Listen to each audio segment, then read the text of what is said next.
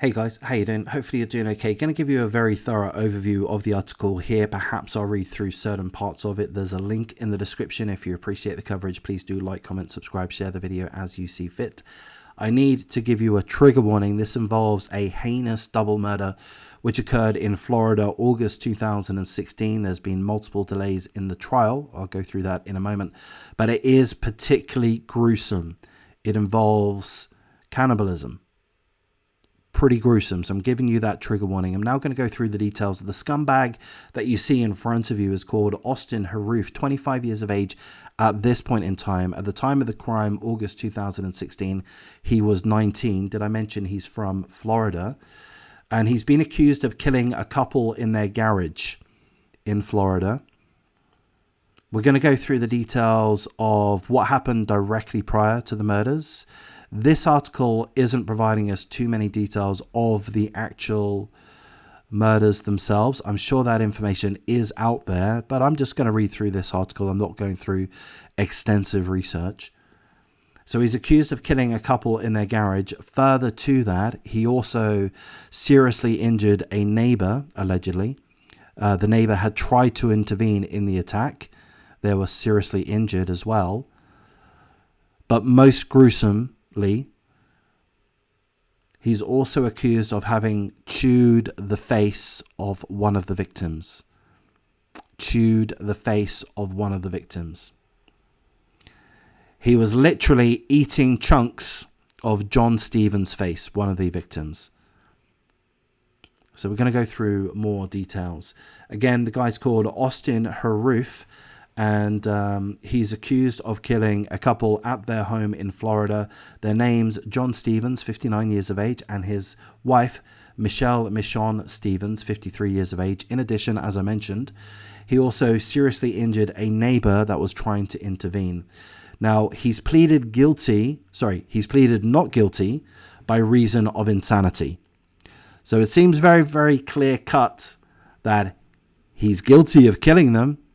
He was apprehended by police on site at the time whilst he was chewing the face off John Stevens, one of the victims. He was apprehended by police. The police indeed used dogs to apprehend him, to subdue him.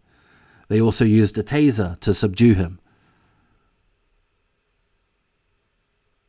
He claims that it was a moment of insanity. Further, 2 mental health practitioners, one of which has been paid for by the prosecution, 2 mental health practitioners have concluded that he was suffering an acute psychotic episode.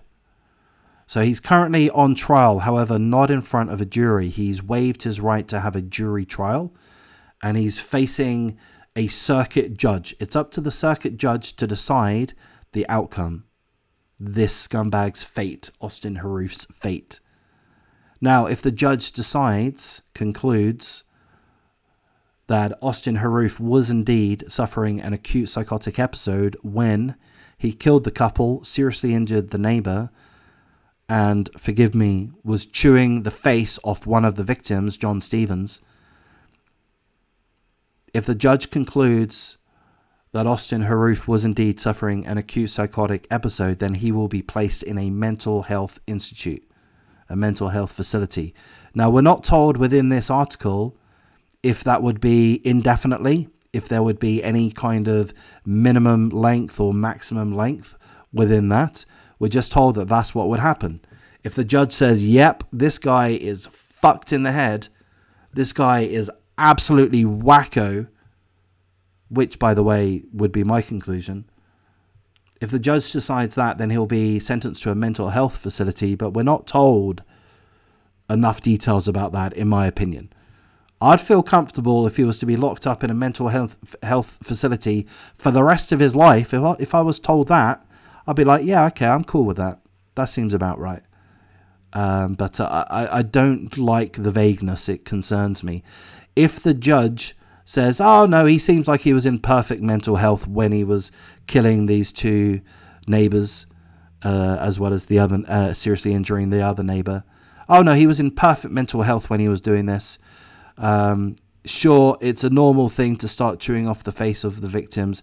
If the judge says that, then I'd have serious questions about the judge, to be honest with you. But if that is the case, then this scumbag Austin Harrouff would be sent to prison for life. For whatever reason, the prosecution decided not to seek the death penalty. I don't know why. Florida, why wouldn't you just go for the death penalty? I'm sure there are reasons, legal reasons, no doubt. I'm sure there are more hoops to jump through. So, you know, that's what I'm guessing. So, as I say, Austin Harrouff, this psycho cannibal killer, was 19 at the time of the attack, which occurred August 16th. He's been charged with 2 counts of first-degree murder with a weapon, attempted first-degree murder with a weapon, likely in regards to the neighbor that was seriously injured. He's also charged with a burglary of a dwelling, with an assault or battery whilst armed. So as I mentioned, police arrived on the scene, at which point the 2 victims certainly had been attacked, I believe had died at that point, and he was literally chewing chunks off the face of one of the victims, John Stevens. Literally. He was subdued only after considerable effort, as if he were possessed, as if he were on PCP or psychotic drugs. He was also stunned with a taser. I can tell you a little bit about the lead up to the event. So his family, his friends were concerned about his behavior for weeks before the event, before this tragedy, to the extent that the parents had arranged for him to have a mental health assessment at a mental health practitioner. Now, on the night in question, again, August 2016, he went out for dinner with his father, as well as his father's girlfriend. He went out for a dinner at a restaurant with his father and his father's girlfriend.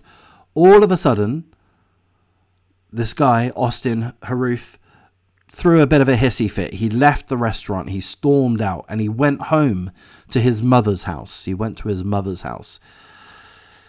When he was at the mother's house, let me remind you, he was at a restaurant with his father and the father's girlfriend. He stormed out, went to the mother's house. When he was at the mother's house, he decided to make himself a meal. What meal did he make himself? He made himself a bowl of cooking oil with Parmesan cheese. Doesn't sound quite appetizing to me. The mother said, "What the fuck are you doing?" And the mother took him back to the restaurant. Back to the father, back to the father's girlfriend. Now, he immediately had an altercation with the father. The father shook him. "Austin, what the fuck is wrong with you, you fucking idiot? You fucking mental, you fucking psycho. What the fuck is wrong with you?" The girlfriend intervened to calm things down. Austin Harrouff once more threw a hissy fit and ran out of the restaurant. 45 minutes later, he went to he was found at the Stevens' house. We're not quite sure how close that is to his mother's home, or we don't even know if he knows the Stevenses. Certainly that's not information that's provided within this article. Again, I'm sure that info is out there. But 45 minutes later, he was found at the Stevens' house. Again, police had to subdue him after considerable effort, whilst he was literally chewing off the face off one of the victims, John Stevens.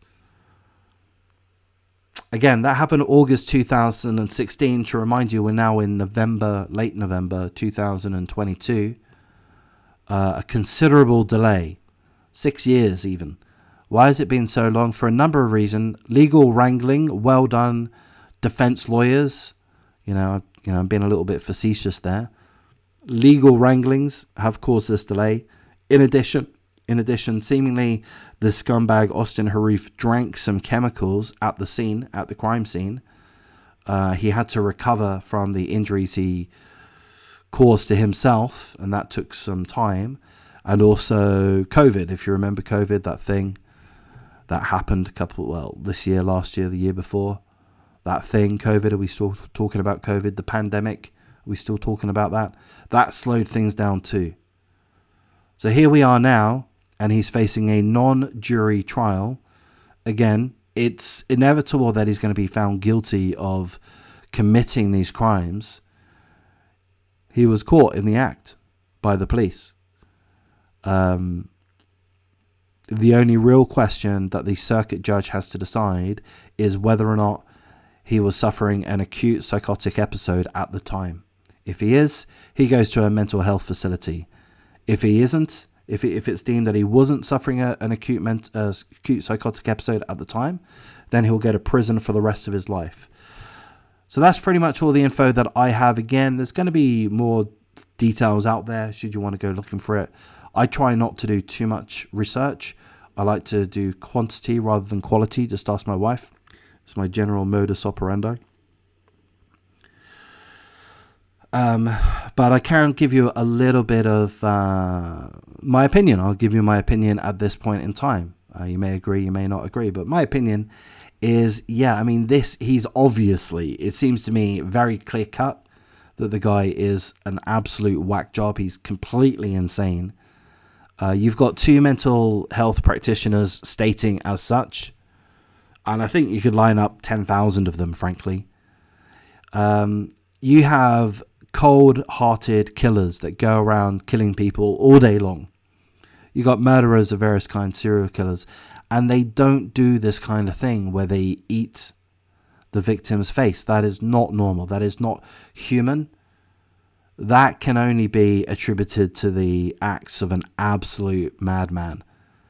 I cannot view this person in good mental health at that point in time. So yes, for me, the guy's psycho. Does that mean I think he should go to a mental health facility? Yes, I guess so. I'm not really knowledgeable enough as to really make that decision, but yeah, that makes sense to me. If he's mad as a hatter, then yeah, put him in a mental health facility. That makes sense to me. But I would need to stress that for me, he would absolutely need to be incarcerated for the rest of his life. He cannot at any point be released back into society, not even after 10 years, 20 years, 30 years, 40 years, 50 years. He has to spend the rest of his life incarcerated. And indeed, even if he is in a mental health facility, he has to be subdued so that he's not a danger to the other patients at the facility. He can't be in contact with others. It's too much of a risk, in my opinion. In my opinion, look, the guy has got such severe mental issues that we cannot comprehend.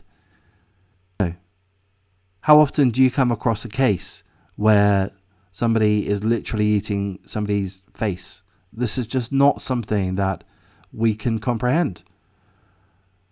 This is off the charts madness. And with that, you can't risk it. You can't risk any other patients, in-house patients in a mental health facility, even if they're criminal. You can't risk their safety. This guy needs to be subdued. I would go for the death penalty if it were up to me. Get it over and done with. And I presume that the reasons why that hasn't been sought is because there are all kinds of legal wranglings, administration, bureaucracy, which is expensive, all kinds of appeals and all of this kind of thing. You know, to me, that's a problem. Society has created issues for itself in the name of protecting the rights of absolutely insane maniacs. Anyway, I guess I've shared enough of my thoughts there. I think I've done a pretty thorough job. If you appreciate the coverage, please do like, comment, subscribe, share the video, and take care.